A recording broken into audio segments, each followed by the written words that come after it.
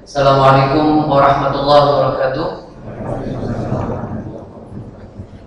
Innal hamdalillah nahmaduhu wa nasta'inuhu wa nastaghfiruh wa na'udzu billahi min shururi anfusina wa min sayyiati a'malina.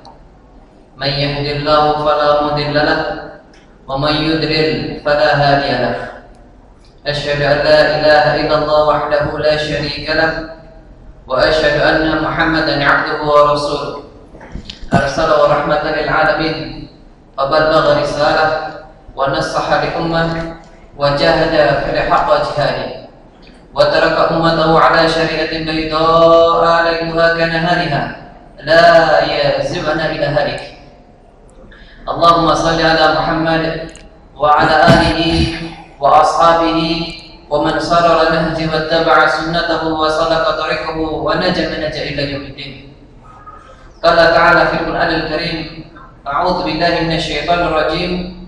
Ya ayyuhalladzina amanu taqullaha wa qulu qawlan sadida yuslih lakum a'malakum wa yaghfir lakum dhunubakum wa man yuti'illaha wa rasulahu faqad faza fawzan 'azima.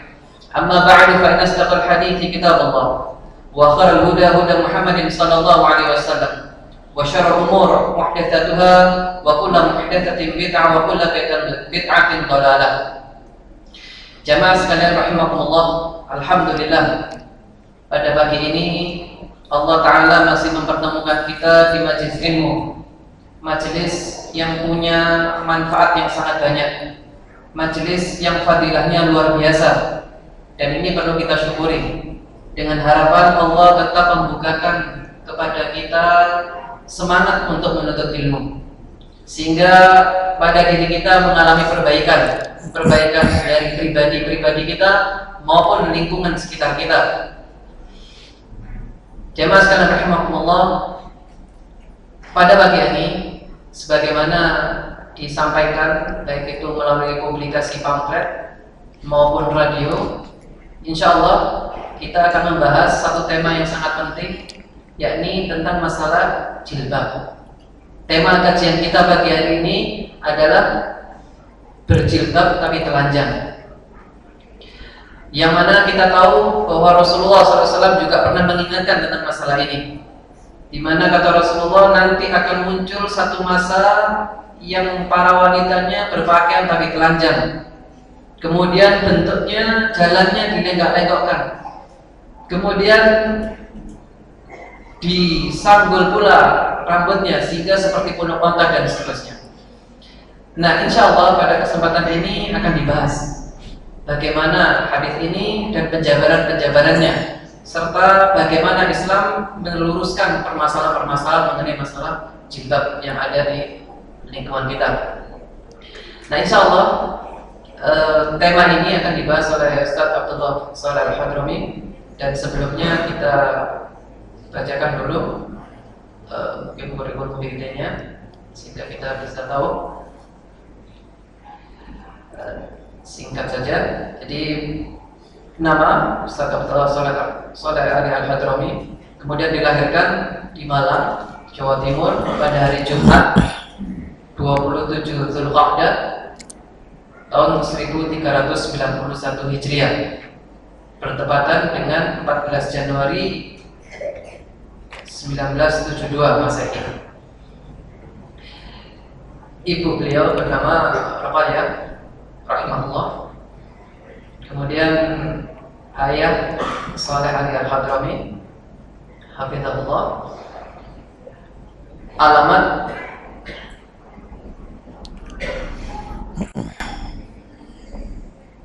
ya di Jalan Kapten Peretedean. Kemudian pendidikan beliau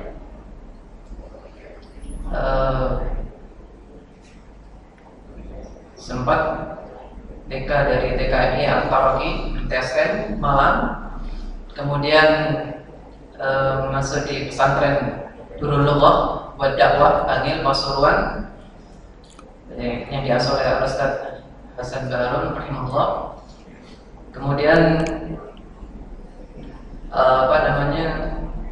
dilanjutkan ke Pondok Pesantren Darut Tauhid yang diasuh oleh Ustaz Abdul Awad Abdun rahimahullah selama 4 tahun. guru-guru beliau, yakni yang pertama adalah ayah beliau. Singkat aja. Ayah beliau dan pendiri dan pengasuh Majelis Taklim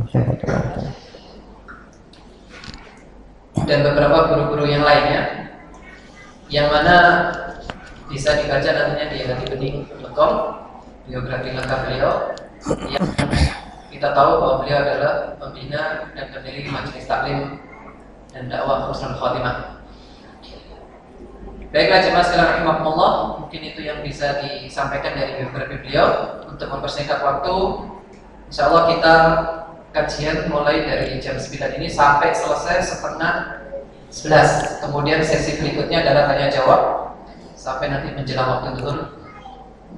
Dan untuk efektivitas pertanyaan silakan ditulis di kertas, nanti disampaikan ke panitia, atau melalui SMS juga bisa di nomor 081 334 183 554. Sekali lagi 081 334 183 554. Baiklah, karena waktu sudah menunjukkan pukul 9, kami persilakan kepada beliau.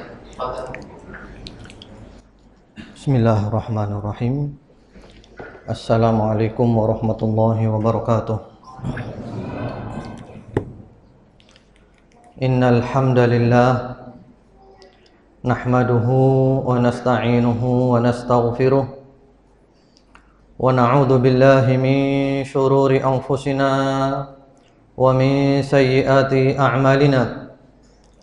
Man yahdihillahu fala mudilla lahu wa man yudlil fala hadiya lahu.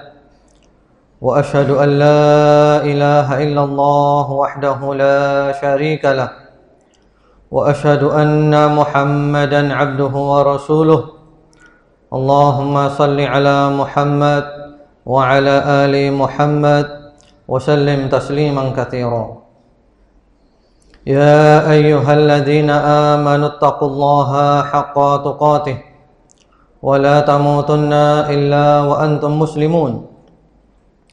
يا أيها الناس اتقوا ربكم الذي خلقكم من نفس واحدة وخلق منها زوجها وبث منهما رجالا كثيرا ونساء واتقوا الله الذي تساءلون به والأرحام إن الله كان عليكم رقيبا.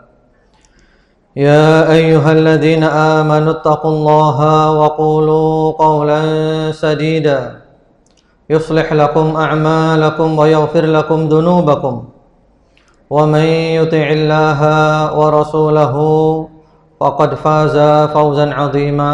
أما بعد، فإن أصدق الحديث كتاب الله وخير الهدي هدي محمد صلى الله عليه وعلى آله وسلم وشر الأمور محدثاتها وكل محدثة بدعة وكل بدعة ضلالة وكل ضلالة في النار.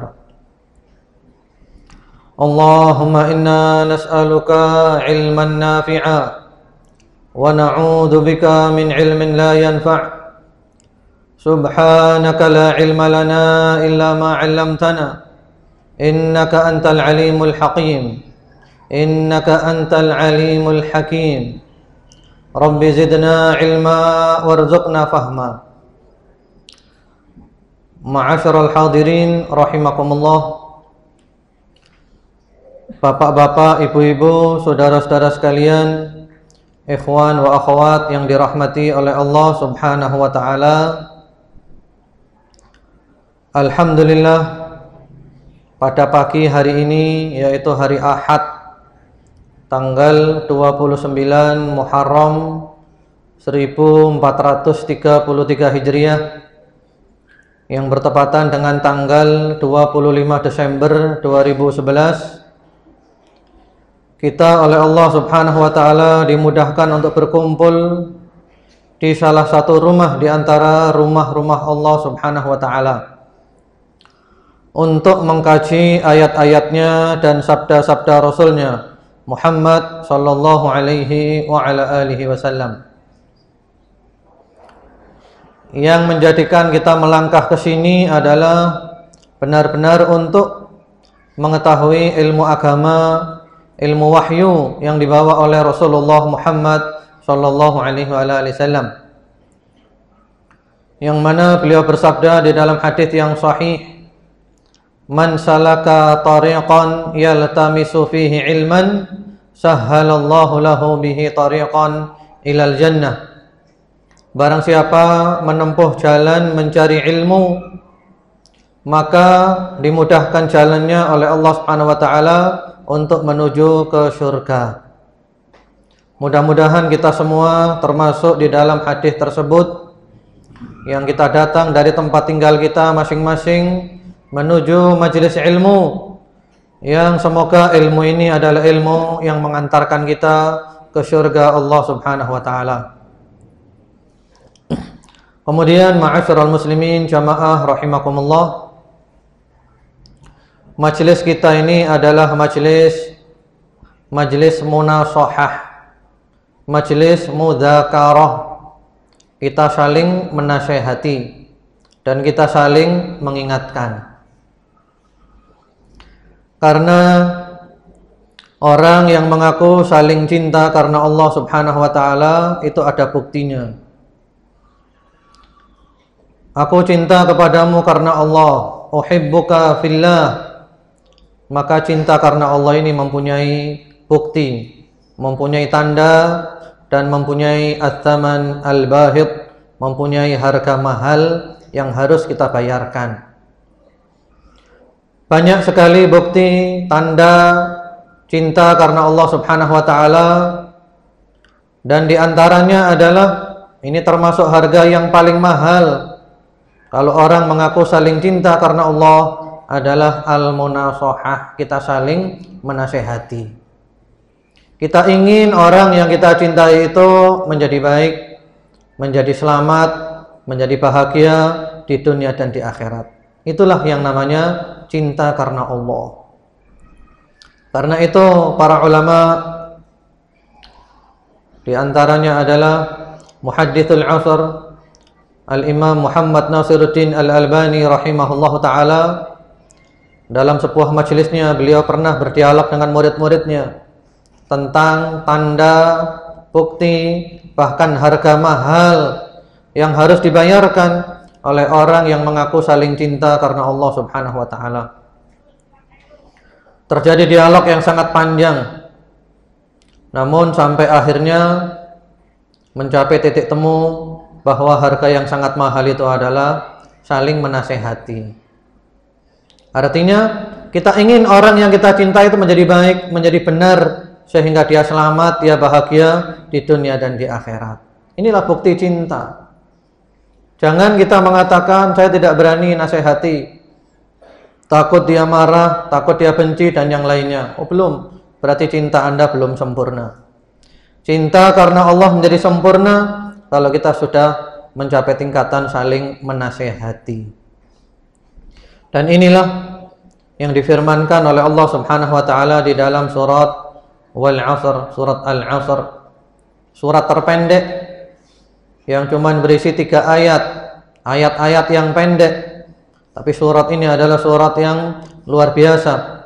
Sampai-sampai Al-Imam Asy-Syafi'i rahimahullahu taala, bagaimana disebutkan oleh Al-Hafidz Ibnu Katsir di dalam tafsirnya, kata Al-Imam Asy-Syafi'i, "Lau tadabbaran nasu hadhihi surah lawasi'athum." Kalau manusia merenungkan surat ini, mentadaburi, merenungkan, menghayati, mempelajari, mengamalkan surat ini, cukup. Kenapa? Karena surat ini lengkap. Allah Subhanahu wa taala mengatakan, A'udzu billahi minasyaitonir rajim. Bismillahirrahmanirrahim. Wal 'asr. Innal insana lafi khusr.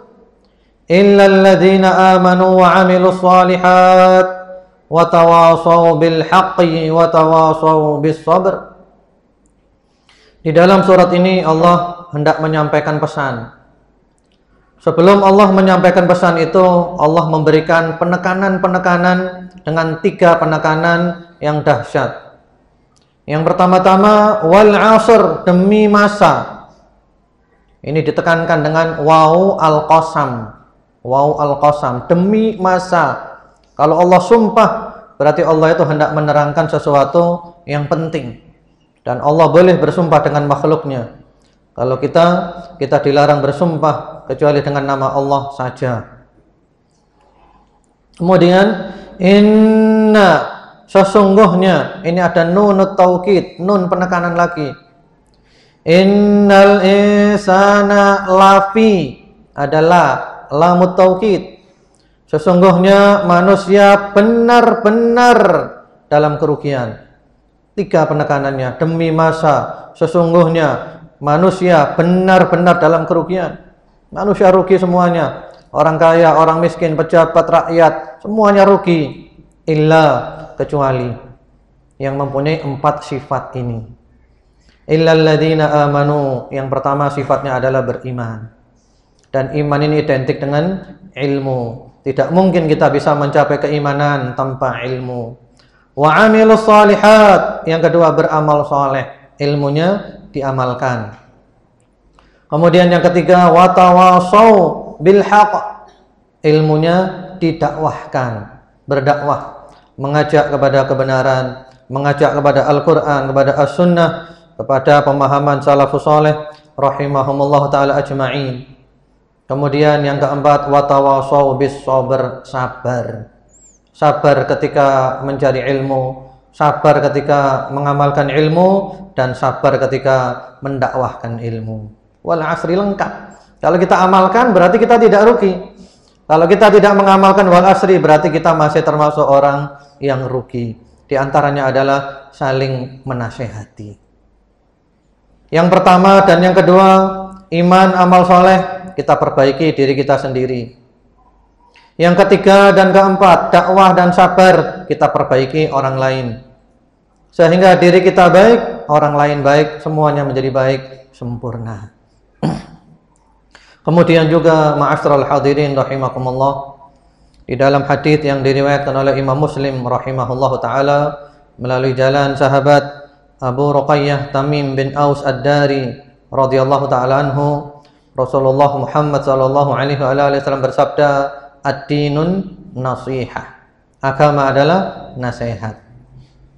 Qulna liman ya Rasulullah, para sahabat bertanya, nasihat untuk siapa wahai Rasulullah sallallahu alaihi wasallam? Beliau menjawab, lillahi wa li kitabihi wa li rasulihi wa li a'immatil muslimin wa ammatihim. Nasihat diantaranya adalah nasihat untuk sesama kaum muslimin. Kita menginginkan kebaikan untuk sesama kaum muslimin. Karena itu bapak-bapak, ibu-ibu, ikhwan wa akhwat fillah rahimakumullah, majelis ini kita tidak akan menghina siapapun, tidak akan mencaci maki siapapun. Di sini tidak ada vonis-vonis buruk, tidak ada justifikasi, ya, tidak ada yang seperti itu. Walaupun mungkin judulnya agak menakutkan, berjilbab tapi telanjang. Mungkin orang dengar judulnya sudah merinding. Dikira majelis caci maki, majelis penghinaan. Insya Allah majelis kita jauh dari yang seperti itu.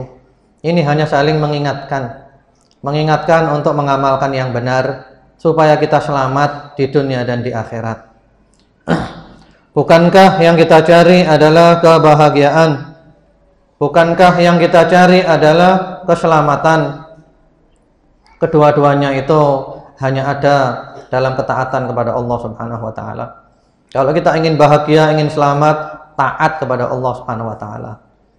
Kalau kita tidak taat kepada Allah, jangan mimpi untuk bahagia, jangan mimpi untuk selamat. Kalau ada orang tidak taat kepada Allah, dia mengatakan saya bahagia, maka bahagianya adalah semu, bahagia yang palsu, bohong-bohongan. Orang yang taat kepada Allah, bahagianya asli, hakiki, sejati, masuk sampai ke dalam hatinya di dunia dan di akhirat. Allah Subhanahu wa taala berfirman di dalam surah Thaha ayat 124, "Wa man a'rada 'an dzikri fa inna lahu ma'isyatan dhanka." Barang siapa berpaling dari peringatanku, berpaling dari Al-Qur'an, tidak mau membaca Al-Qur'an, tidak mau mempelajari Al-Qur'an, tidak mengamalkan Al-Qur'an, maka baginya kehidupan yang sempit. Sempit di dunia, sumpek. Walaupun rumahnya luas, besar, sumpek, hatinya sempit, pikirannya sempit. Di alam kubur tambah sempit, kuburannya menyempit hatta takhtalifa adla'uh, sehingga tulang rusuknya patah. Kemudian di akhirat tambah sempit, dibakar di neraka karena berpaling dari Al-Quran. Berarti kebalikannya, kalau orang membaca Al-Quran, mengamalkan Al-Quran, maka hidupnya lapang, di dunia lapang. Mungkin rumahnya kecil, tapi rasanya dia adalah orang terkaya. Di kuburan tambah lapang, alam kuburnya diluaskan oleh Allah sejauh mata memandang. Di akhirat tambah lapang lagi, karena dia masuk ke dalam surga yang luasnya seluas langit dan bumi. Demikian ma'asyiral muslimin jamaah rahimakumullah, langsung saja kita masuk kepada materi pembahasan kita. Sebagaimana tadi telah disebutkan, kurang lebih sampai pukul 10.30 kita akan bahas materi ini. Mudah-mudahan waktunya cukup. Kemudian setelah tanya jawab sampai pukul 11 atau 11:15, karena sekarang duhurnya agak mundur, kira-kira jam 11:30 duhurnya. Yaitu kita akan membahas berjilbab tapi telanjang.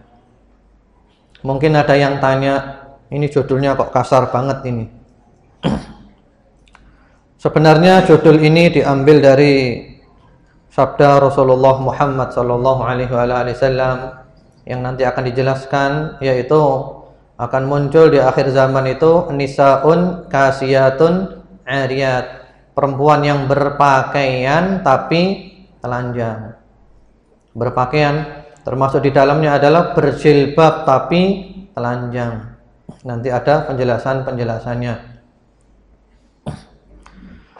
Mengenai jilbab, Allah Subhanahu wa taala berfirman di dalam surat Al-Ahzab ayat nomor 59. Ya ayyuhan nabiyyu qul li azwajika wa banatika wa nisa'il mu'minin yudnina 'alaihinna min jalabibihin dzalika adna ay 'arafna fala yu'dzain wa kana Allahu ghafurar rahima. Hai Nabi, katakanlah kepada istri-istrimu, anak-anak perempuanmu, dan istri-istri orang mukmin. Berarti umum, bukan hanya untuk Nabi dan anaknya, tapi untuk semua orang yang beriman, kaum muslimat, kaum mukminat. Apa yang diperintahkan oleh Allah supaya Nabi Muhammad SAW mengatakan kepada mereka? Yudnina 'alaihinna min jalabibihin, hendaklah mereka mengulurkan jilbabnya ke seluruh tubuh mereka. Nah, ini bukti bahwa jilbab bukan asal-asalan. Jilbab itu ada aturannya. Yudnina 'alaihinna min jalabibihin, ada aturannya, ada kriterianya, ada persyaratannya, jilbab yang syar'i. Kenapa demikian? Dzalika adna ay yu'rafna fala yu'dzain. Yang demikian itu supaya mereka lebih mudah untuk dikenal, karena itu mereka tidak diganggu. Ini semenjak zaman dahulu sampai sekarang. Beda antara orang yang pakai jilbab yang syar'i, perempuan ya, dan yang tidak memakai jilbab syar'i atau bahkan tidak berjilbab. Bedanya apa? Kalau perempuan pakai jilbab yang syar'i, yang nanti dijelaskan, itu orang akan mengetahui ini adalah perempuan baik-baik. Soal hatinya, soal aslinya, itu urusannya belakangan. Yang penting kita lihat dohirnya, ini adalah perempuan baik-baik. Sehingga orang lain mau ganggu pun juga mikir panjang. Ini orang baik-baik, nggak layak diganggu. Sebaliknya, kalau tidak berjilbab atau berjilbab tapi tidak syar'i, asal-asalan, jilbab gaul dan semisalnya, maka orang akan mengatakan ini perempuan tidak baik, sehingga layak untuk diganggu, layak untuk digoda. Zaman dulu juga gitu. Zaman Nabi, kalau ada perempuan berjilbab yang benar, yang syar'i, maka mereka tidak berani goda, ini perempuan baik-baik, ini adalah orang merdeka, orang terhormat. Tapi kalau perempuan yang tidak berjilbab dengan jilbab yang syar'i, maka mereka mengatakan ini adalah budak, orang yang rendah, orang yang layak diganggu, seperti itu.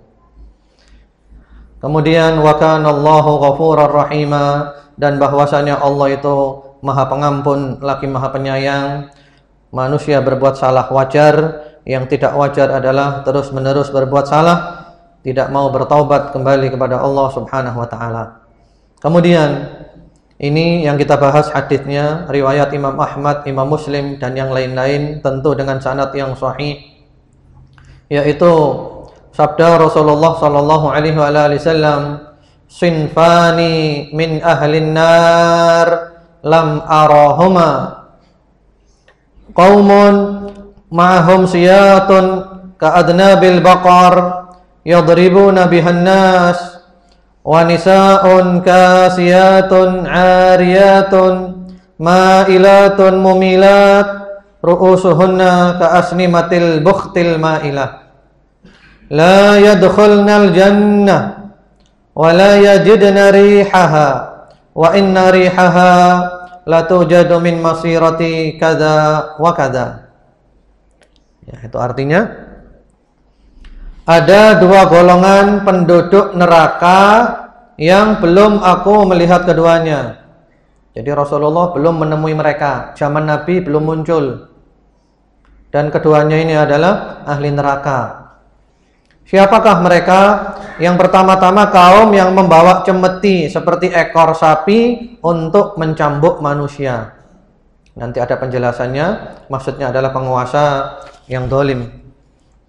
Kemudian yang kedua, perempuan-perempuan yang berpakaian tapi telanjang, cenderung kepada kemaksiatan dan membuat orang lain juga cenderung kepada kemaksiatan. Kepala-kepala mereka seperti punuk-punuk onta yang berlenggak-lenggok. Mereka tidak masuk surga dan tidak mencium bau wanginya surga. Padahal bau wangi surga itu bisa dicium dari jarak yang sangat jauh sekali. Hadis inilah yang akan kita bahas, karena masing-masing dari kata-katanya telah dijelaskan oleh para ulama. Di antaranya penjelasan yang lengkap mengenai hadis ini di dalam kitab Al-Minhaj Syarah Sahih Muslim bin Al-Hajjaj yang ditulis oleh Al-Imam An-Nawawi rahimahullahu taala, yang disingkat dengan Syarah Sahih Muslim. Itu kitab yang sangat bagus ya, Syarah Sahih Muslim, ditulis oleh Al-Imam An-Nawawi rahimahullahu taala. Dan kita mengetahui Al-Imam An-Nawawi adalah termasuk ulama besar dari madhab Asy-Syafi'i, bahkan termasuk yang mu'tabar dari madhab Al-Imam Asy-Syafi'i, yang mana beliau punya banyak kitab fikih. Di antara kitab fikih yang paling besar milik beliau adalah Al-Majmu' Syarah Al-Muhadzab. Bagaimana penjelasan beliau? Kata beliau, saya bacakan ya, bahasa Arabnya kemudian terjemahannya supaya lebih lengkap. Hadzal haditsu min mu'jizatin nubuwah, faqad waqa'a ma akhbara bihi sallallahu alaihi wa ala alihi wasallam. Hadits ini merupakan salah satu mukjizat Rasulullah Muhammad sallallahu alaihi wa ala alihi wasallam, karena sungguh apa yang telah beliau kabarkan kini telah terjadi. Hadits ini mukjizat, menunjukkan bahwa Rasulullah adalah nabi. Yang beliau katakan jauh-jauh hari belum terjadi, bakal terjadi, dan sekarang benar-benar telah terjadi. Fa amma ashabus siyat fahum ghilman walis syurtah.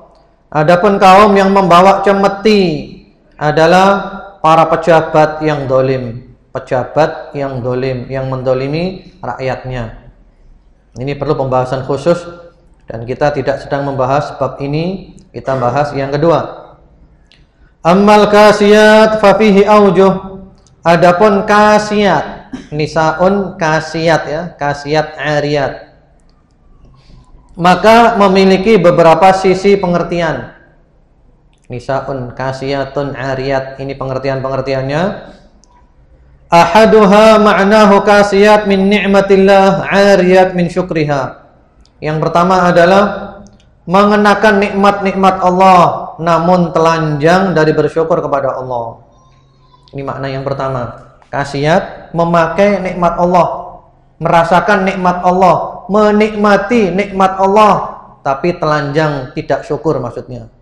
Ini makna yang pertama, lebih mendalam makna ini. Dan pengertian di sini tidak ada pertentangan ya, semuanya justru malah saling melengkapi. Semua adalah makna dari hadits ini. Dia memakai nikmat tapi telanjang dari syukur, nggak mau syukur.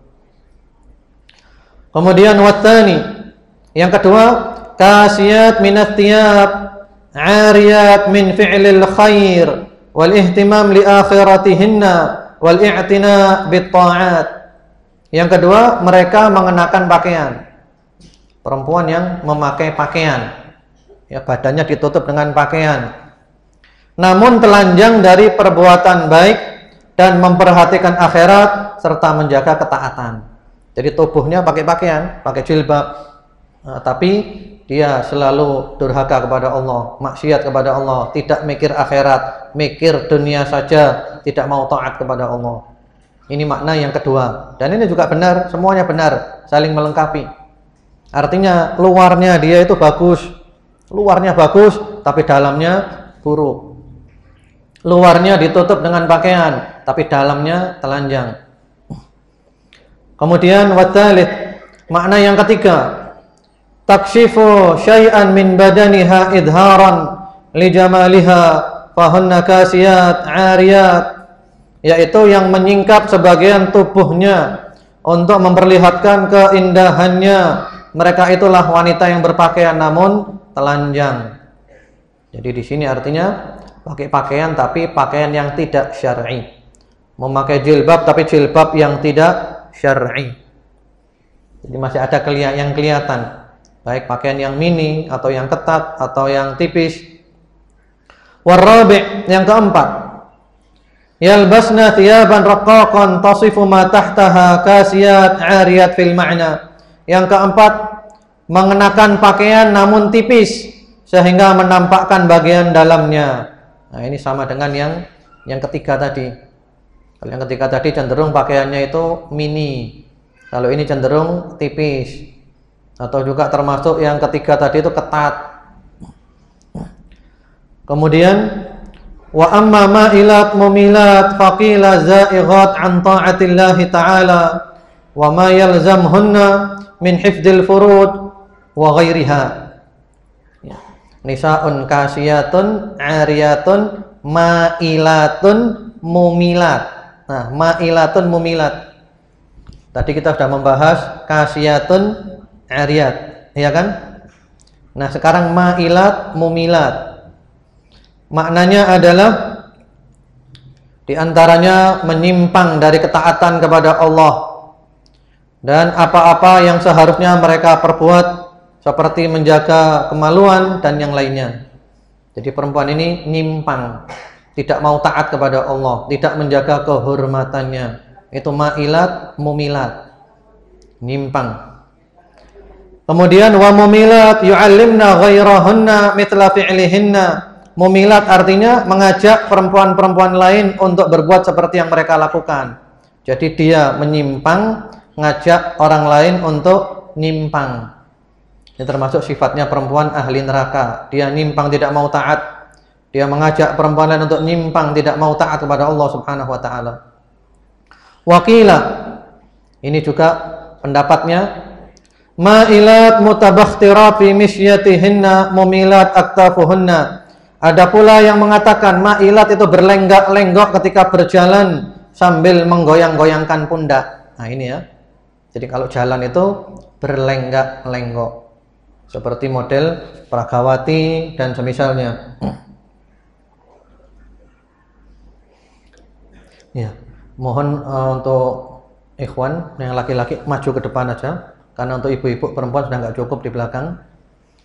Supaya tempatnya cukup, merapat aja ke depan.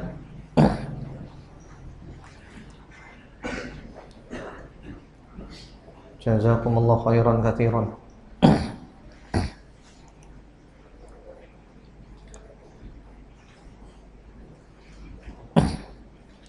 Ya, dilanjutkan ya. Jadi tadi kasiyat 'ariyat punya beberapa makna. Di antaranya adalah berpakaian tapi telanjang. berpakaian tapi tipis atau ketat atau mini, itu diantara maknanya. Kemudian ma'ilat, mumilat, ada beberapa penafsiran. Di antara penafsirannya adalah kalau berjalan berlenggak-lenggok sehingga pundaknya itu bergoyang-goyang. Biasa perempuan berjalan model gini untuk menggoda orang lain. Model-model seperti Pragawati dan semisalnya. Dan ini adalah merupakan sifat ahli neraka, pakaiannya, cara berjalannya. Kemudian waqila ma'ilat yatamassyatna al-mishtah al-mila wa hiya mishtatul baghaya ma'rufah lahunna mumilat yumshitna ghairahunna tilkal mishtah. Ada yang mengatakan pula ma'ilat itu yang menyisir rambutnya dengan gaya condong ke atas. Mohon maaf, disebutkan di sini pada zaman itu kata Imam Nawawi ini adalah rambut model para pelacur zaman itu. Mumilat yang menyisir rambut perempuan lain dengan model gitu. Jadi dia membuat rambutnya condong ke atas, dibentuk ke atas.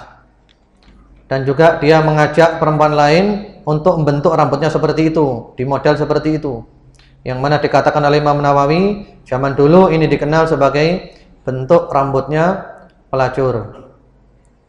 Waqila ma'ilat ila rijal mumilat lahum bima yubdina min zinatihinna wa ghairiha.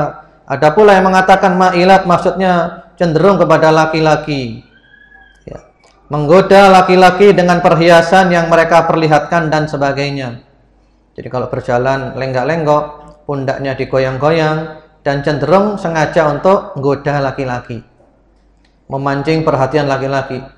Karena di antara sifat kaum wanita, tapi wanita bukan yang di sini ya, di negara lain, itu di antara sifatnya ingin menampakkan keindahan dirinya kepada laki-laki.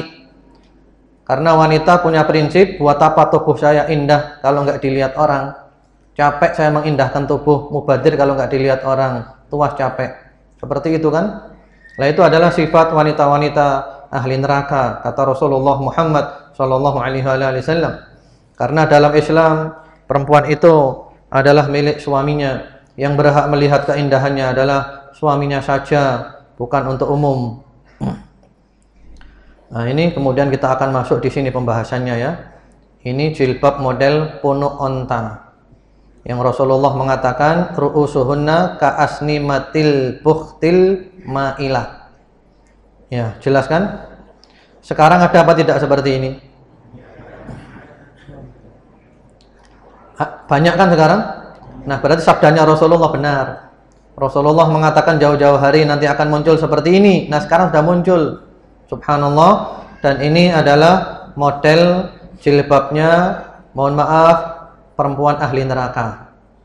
Ini model jilbabnya perempuan ahli neraka, yang Rasulullah menyebut mereka adalah ahli neraka. Bahkan mereka tidak mencium bau surga.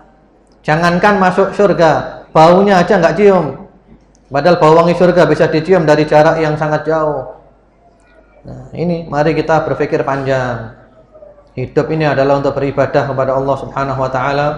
Kita jangan pernah lupa surat Az-Zariyat 56. Wa ma khalaqtul jinna wal insa illa liya'budun. Tujuan Allah menciptakan kita, jin dan manusia, adalah beribadah, mengabdi kepada Allah, mengikuti aturan Allah. Sami'na wa ata'na ya Allah, supaya kita selamat. Kita di dunia sebentar, nanti kita akan berangkat perjalanan panjang, dan nanti juga akan kita lihat gambaran tentang kematian, supaya untuk melembutkan hati kita. Kemudian masih dilanjutkan dari syarah Sahih Muslim Al-Imam An-Nawawi rahimahullahu taala. Wa amma ru'usuhunna ka asnimatil bukht, fa ma'nahu yu'azzimna ru'usahunna bil khumur wal 'ama'im wa ghairiha mimma yulafu 'ala ar-ra's hatta tushbiha asnimatal ibil al-bukht. Hadza huwal masyhur fi tafsirih. Adapun kepala-kepala mereka seperti punuk-punuk onta. Maknanya adalah mereka membuat kepala mereka menjadi nampak besar dengan menggunakan kain kerudung atau selempang dan lainnya yang digulung di atas kepala sehingga mirip dengan punuk-punuk onta. Ini adalah penafsiran yang paling masyhur. Subhanallah. Jadi sekarang benar-benar sudah terjadi. Jadi jilbabnya di model ditaruh di atas kepalanya gitu. Rambutnya digelung di atas. Atau kalau rambutnya nggak cukup, ditambahi dengan kain di atasnya. Ini sudah menjadi tren. Subhanallah, Rasulullah sudah mengatakan ini 15 abad yang lalu. Benar-benar sedekah Rasulullah sallallahu alaihi wasallam. Ini adalah penafsiran yang masyhur. Ada pula penafsiran yang lain dan semuanya benar, semuanya saling melengkapi. Qala al-Maziri wa yajuzu an yakuna ma'nahu yatmahna ila ar-rijal wa la yaghdudna anhum wa la yanqusna ru'usahun. Al-Maziri berkata, masih kata Imam Nawawi ya, di Sahih Muslim, syarah Sahih Muslim, dan mungkin juga maknanya adalah bahwa mereka itu sangat bernafsu untuk melihat laki-laki dan tidak menundukkan pandangan dan kepala mereka. Jadi di antara maknanya adalah perempuan-perempuan yang memandang laki-laki dengan syahwat, tidak menjaga pandangannya, tidak menjaga kepalanya. Artinya bukan menundukkan kepala, tapi selalu memandang laki-laki dengan syahwat, dengan nafsu. Nah ini juga, ini lebih jelas lagi.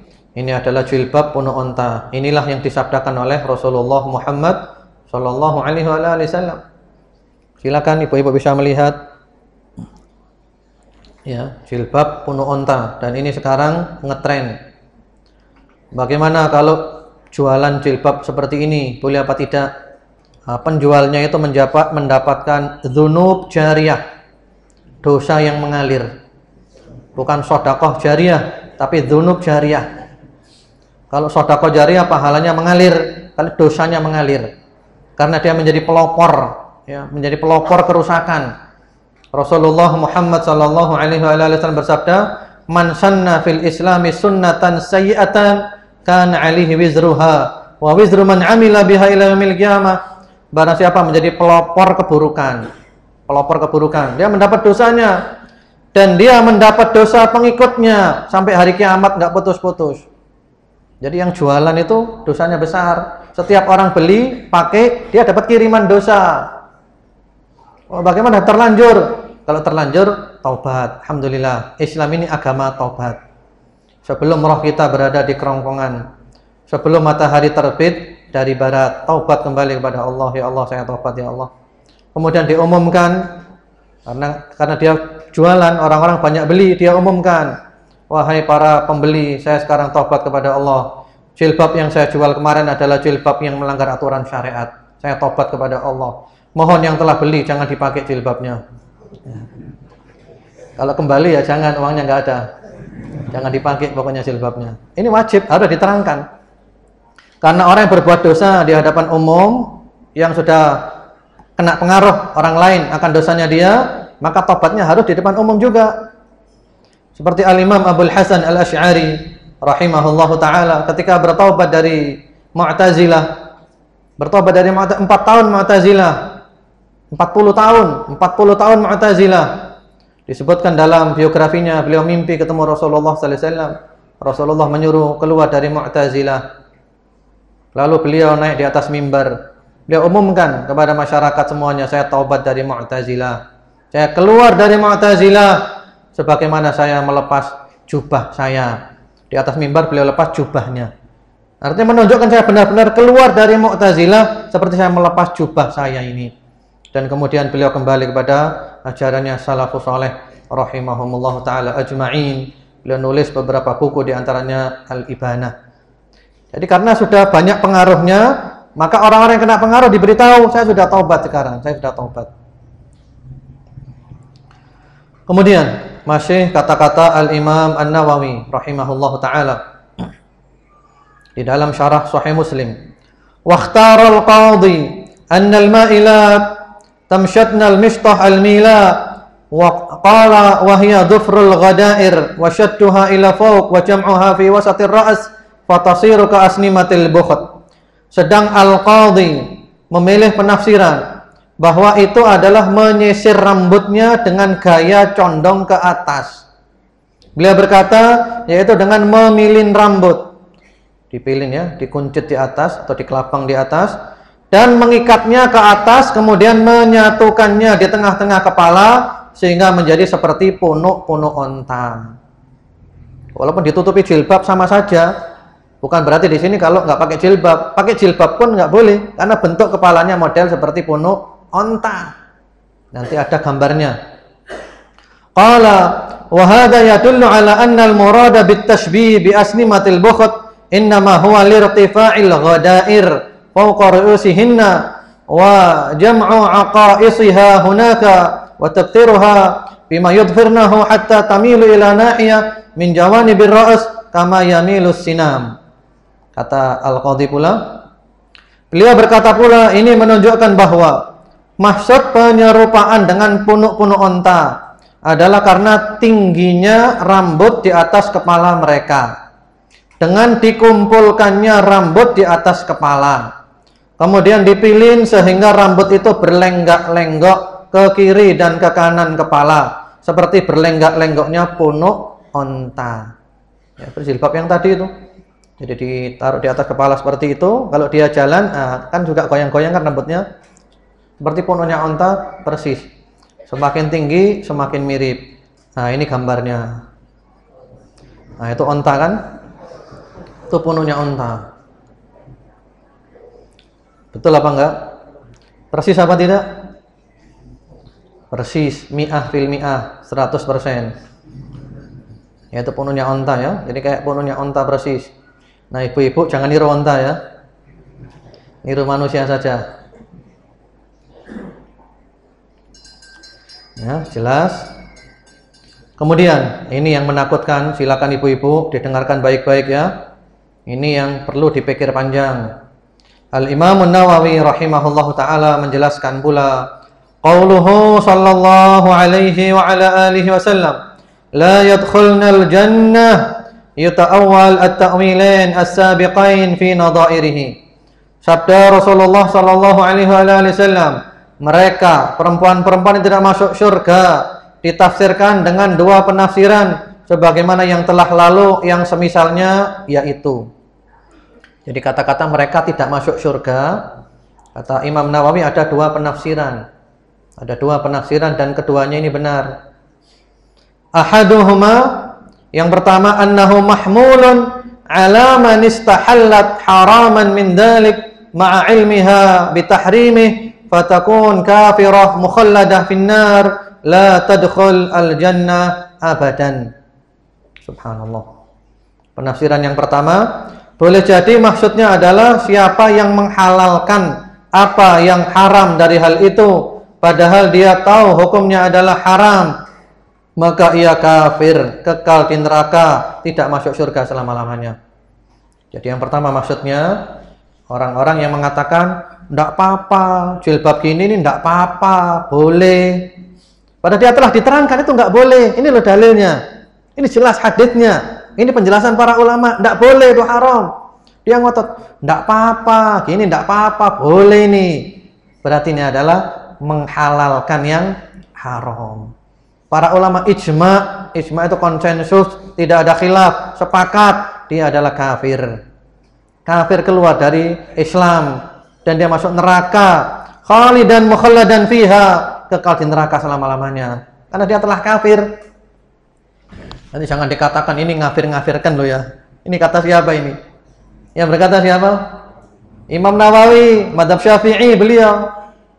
Dan ini tidak ada khilaf di kalangan ulama. Orang yang menghalalkan sesuatu yang haram, sudah dijelaskan ini haram, ini loh dalilnya, ini loh penjelasannya ulama. Dia ngotot tetap mengatakan enggak apa-apa, gini saja, ini loh, cerpote Islam ini, kabeh-kabeh gak oleh.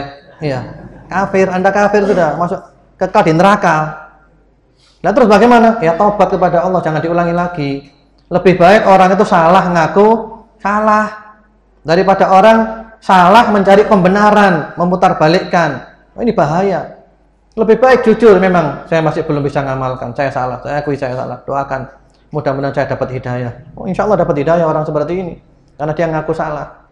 Daripada salah mencari pembenaran. Ya mohon maaf, mungkin para penjual kerudung marah-marah dengan kajian ini. Marah-marah, wah ngono tok gak oleh, gak popo, gak popo. Jangan, Anda kafir nanti, Anda kafir. Karena Anda menghalalkan sesuatu yang haram.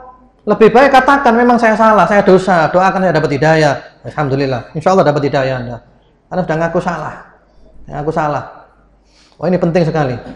Jadi kalau dia menghalalkan yang haram, kafir, kufron akbar, mukhrijan anil millah, khalidan mukhalladan finnar. Ya, kafir, keluar dari Islam, masuk neraka selama-lamanya, tidak masuk surga. Inilah sabda Rasulullah sallallahu alaihi wasallam, la yadkhulnal jannah. Mereka tidak masuk surga. Kemudian watsani yuhmal ala annaha la tadkhuluha awal amr ma'al faizin wallahu taala a'lam. Pemahaman yang kedua. Nah, boleh jadi dia masuk surga tapi masuknya nanti belakangan. Tidak masuk pertama, masuknya belakangan. Berarti dia mampir dulu di neraka. Nah, mampir dulu di neraka. Mau nggak kita mampir di neraka? Seandainya diputuskan, si fulan diputuskan masuk neraka 1 menit. 1 menit di neraka. Berapa lama? 1 hari berapa tahun di neraka itu? Wa inna yauman 'inda rabbika ka alfi sanah. 1 hari sama dengan 1000 tahun. Kalau ada orang diputuskan masuk neraka 1 menit, ya tinggal kita bagi saja.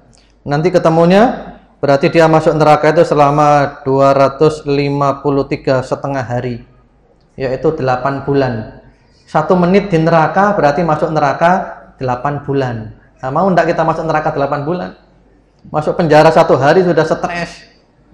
Apalagi masuk penjara, masuk neraka 1 menit 8 bulan. Apinya neraka lebih panas dari api dunia. Berapa? 70 kali lipat api dunia yang paling panas. Dan itu orang yang paling ringan adabnya di neraka, kakinya dibakar. Kakinya saja dikasih bara api, otaknya meleleh, otaknya mendidih. Itu yang paling ringan adabnya. Bagaimana dengan yang paling berat? Jangan digampang-gampangkan. Tidak apa-apa, wis masuk neraka dulu. Yang penting nanti akhirnya masuk surga. Wah, jangan. Tidak enak masuk neraka itu. Lebih baik tidak masuk neraka. Maksudnya yang kedua ini adalah orang yang ngaku salah.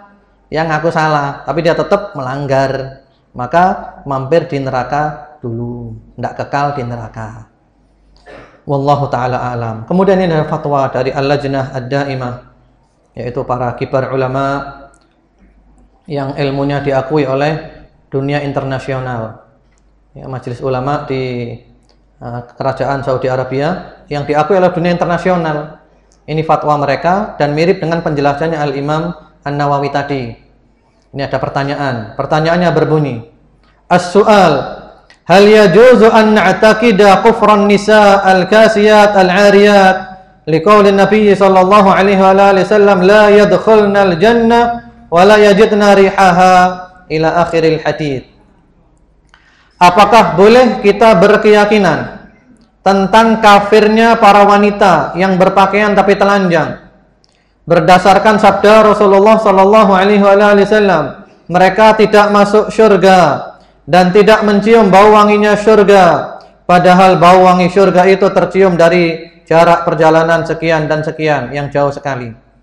Apakah boleh orang wanita yang seperti itu kita katakan kafir? Boleh apa enggak? Wanita berjilbab tapi telanjang, tipis, ketat, mini, apalagi enggak berjilbab. Apakah boleh dituduh kafir? Berdasarkan hadis ini. Nah, ini jawabannya. Wal jawabu yakfur man i'taqada hilla dhalik minhunna ba'da al-bayan wa at-ta'rif bil hukm wa man lam yastahil dhalik minhunna walakin kharajat kasiyah 'ariyah fahiya ghairu kafirah walakinnaha murtakibah li kabirah min kaba'irid dhunub wa yajibul ikla' anha wat taubah minha ila Allah asa an yaghfirallahu laha. Fa in matat ala dzalik ghaira taibah fa hiya tahta masyiatillah kasairi ahli al-ma'asi liqaulillahi azza wa jalla innallaha la yaghfiru ay yushraka bihi wa yaghfiru ma duna dzalika liman yasha. Intaha. Nah, ini jawabannya. Siapa saja yang meyakini akan halalnya hal itu dari kalangan para wanita, padahal telah dijelaskan kepadanya kalau itu tidak halal dan telah diberi pengertian tentang hukumnya, tapi dia tetap ngotot mengatakan halal, boleh, maka dia kafir. Sama dengan tadi kan kata Imam Nawawi. Sudah dijelaskan tidak boleh, tidak halal itu haram. Dia ngotot halal, boleh, tidak apa-apa. Kafir, keluar dari Islam. Kita berkeyakinan dia kafir. Jadi kita berkeyakinan dia kafir. Kalau dia mati belum tobat, jangan disolati. Nggak usah disolati, kita nggak usah ikut ngubur. Kecuali kalau dia tobat, dan tobat itu ada saksinya, dia taubat. Nah, dan kalau tidak tahu apa-apa ya, hukumnya tetap hukum, dia belum taubat. Adapun yang tidak menghalalkan hal itu dari kalangan wanita, akan tetapi ia keluar rumah ya, dalam keadaan berpakaian tapi telanjang, maka ia tidak kafir. Ia tidak menghalalkan, dia ngaku memang salah ini, saya melanggar. Tapi dia tetap melanggar, keluar rumah berpakaian tapi telanjang, maka dia tidak kafir. Akan tetapi ia terjerumus dalam dosa besar yang harus melepaskan diri darinya dan taubat daripadanya kepada Allah. Semoga Allah mengampuninya, taubat kepada Allah. Bagaimana kalau mati belum taubat? Jika ia mati dalam keadaan belum bertaubat dari dosanya itu, maka ia berada dalam kehendak Allah. Sebagaimana layaknya para ahli maksiat. Ini yang kedua tadi ya, yang tidak menghalalkan ya. Kalau mati belum taubat, berada dalam kehendak Allah. Sebagaimana firman Allah di surat An-Nisa 48 yang tadi telah disebutkan, sesungguhnya Allah tidak akan mengampuni dosa syirik, dan dia Allah mengampuni segala dosa yang selain dari syirik itu bagi siapa yang dikehendakinya. Artinya kalau orang mati membawa dosa syirik, belum tobat dari syirik, nggak akan diampuni Allah. Adapun orang yang mati membawa dosa selain syirik, belum tobat, maka terserah Allah. Allah mau ngampuni dia, terserah Allah. Allah mau hukum dia, terserah Allah. Namun pada akhirnya dia juga masuk ke dalam surga. Jelaskan masalahnya? Jelaskan keterangannya? Semoga jelas ya. Nah, ini ada syarat-syarat jilbab. Sebelum kita masuk syarat-syarat jilbab, kita kasih jeda dulu. Ini kan RDI kan, ada jedanya kan? Ya. Ini jeda ya, kita renungkan tentang kematian.